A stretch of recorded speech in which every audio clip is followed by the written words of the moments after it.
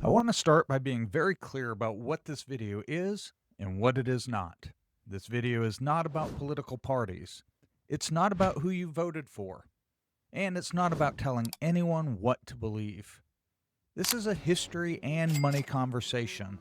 Specifically, it's about what happens to ordinary people's wealth, retirement security, and financial freedom when democratic institutions weaken and power becomes more concentrated. Because history, including American history, shows us something investors often overlook. Markets don't collapse first, institutions do. And when institutions fail, money is usually the first thing affected. I encourage you to stay till the end where I give some practical steps on how to protect your finances. So stay tuned.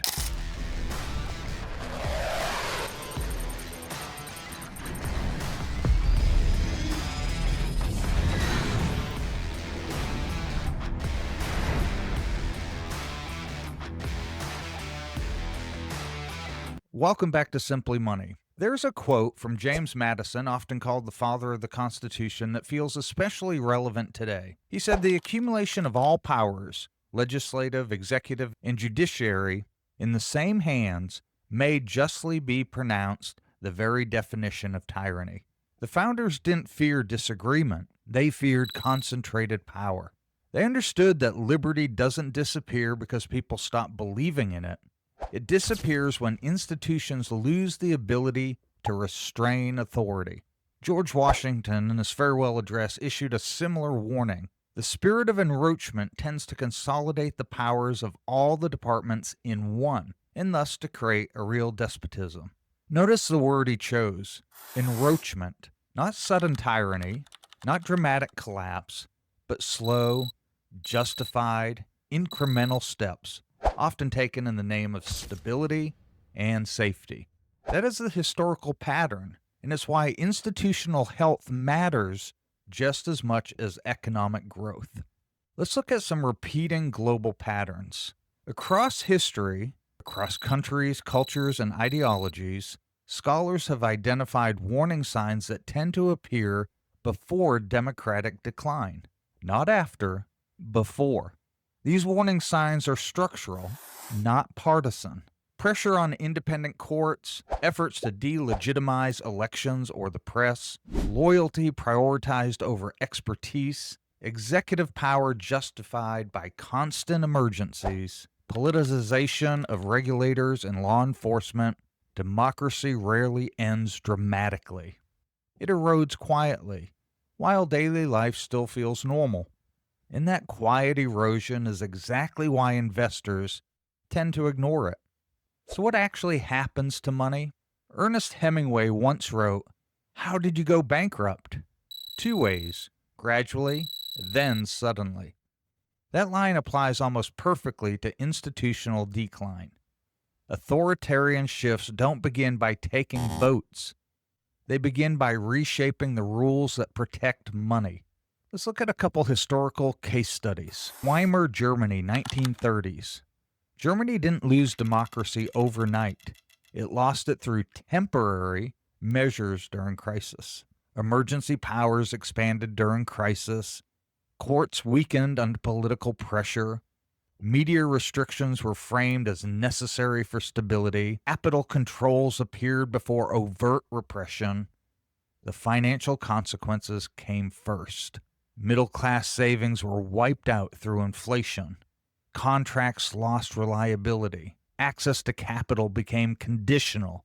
By the time political freedoms were openly removed, financial freedom was already gone. As historian Timothy Snyder later summarized it, institutions do not protect themselves. See, authoritarianism doesn't confiscate wealth first. It destabilizes the rules that protect it. Let's look at Chile, 1970s. Chile shows a different but equally important pattern. Extreme polarization weakened trust in institutions. Legal predictability disappeared. Property rights became conditional. Markets increasingly favored insiders with political proximity. Capital fled quietly at first, then permanently.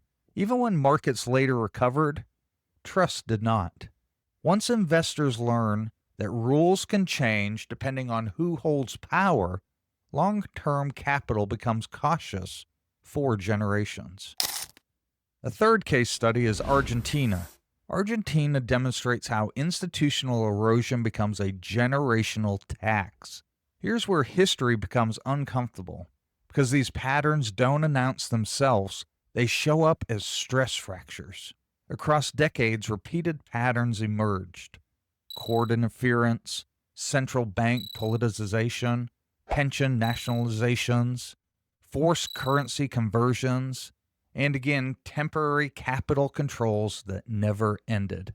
The result? Chronic inflation, wealth preservation limited to elites with foreign access, ordinary citizens forced to dollarize simply to survive.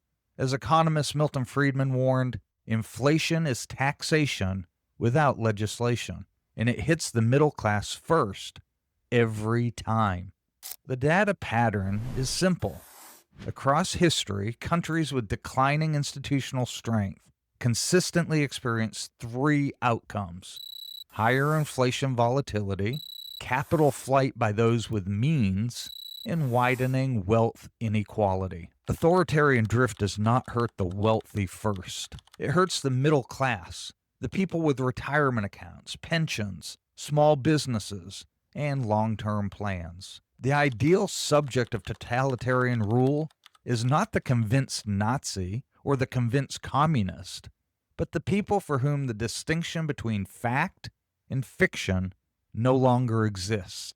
Let's look at some present-day parallels. This is where history becomes very uncomfortable. These patterns don't announce themselves. They show up as stress fractures. Pressure on courts and judges, election legitimacy questioned before outcomes, independent regulators weakened or attacked, loyalty replacing competence, media framed as enemies rather than watchdogs. Every one of these behaviors has historically preceded economic instability, regardless of ideology. Here's something investors often misunderstand. Markets can perform very well right before institutional risk is priced in. Strong returns do not mean strong foundations, which is why economists, historians, and long-term investors across the political spectrum continue to raise concerns. This isn't about panic. It's about recognizing that institutional health is a financial variable, whether markets acknowledge it yet or not. So what are some actionable steps how to prepare without panic? Let's talk about what actually matters for you, because awareness without preparation is useless. And preparation does not mean fear, hoarding, or extreme behavior. It means intelligent positioning. First, diversify beyond traditional assumptions. Most people think of diversification just means owning a lot of stocks. True diversification considers asset classes, income sources, time horizons, and risk drivers. If your entire future depends on one system functioning perfectly forever, you're overexposed. Resilience comes from not needing any single outcome to go right.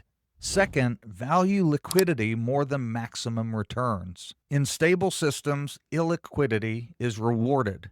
In uncertain systems, liquidity is protected. Liquidity gives you flexibility, time, optionality. When rules change faster than markets adjust, the ability to move matters more than squeezing out the last percentage point of return. Have some cash on hand. Third, pay attention to institutions, not headlines. Markets react to headlines. Wealth responds to rules. Things to watch for: courts, regulators, enforcement consistency, respect for contracts. These signals matter far more than daily political drama or social media outrage. Fourth, avoid narrative-driven investing. No leader, party, or ideology replaces sound financial discipline. History punishes people who confuse belief with protection. As Benjamin Franklin warned, those who would give up essential liberty to purchase a little temporary safety deserve neither liberty nor safety. That applies to money just as much as governance. Fifth, preserve optionality. Optionality means flexibility, transferable skills, geographic and professional mobility, low fixed obligations. The more uncertain the system, the more valuable options become. People with options adapt. People without them absorb the cost. History doesn't ask whether a country feels authoritarian. It asks whether institutions can still say no. Ignoring institutional risk doesn't make you neutral. It makes you unprepared.